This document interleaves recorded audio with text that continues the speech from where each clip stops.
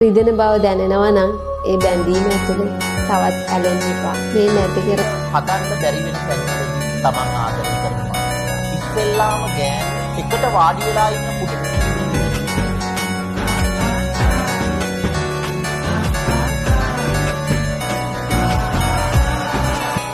උසස් පෙළ කොම්බයින් මැස්සුරන් අජන්ත දිසානායකගේ වැඩ නොකර ඉඳපන් කොහොමත් කියලා වෙනවා. ඉතින් වැඩ නොකර ඉඳ මරණකම් විඳිනවා. මරණකම් තොපෙන් බිහි වෙන පරම්පරාවක් තියනවා. තොපි දැන් දඩ පොරක් වෙලා තොපෙන් බිහි වෙන එක පට්ට රිටර්න් එකක් දීලා පෙන්නනවා.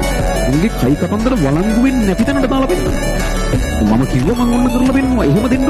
ජීවිතේට ෆිසික්ස් දෙන එක ලේසි නෑ. ලේසි නැති දේ කරන එක අනුරාධක පුරුද්දක්. හැම දෙයක්ම මම එකින් එකට වෙනස් කරලා හදාගත්තා.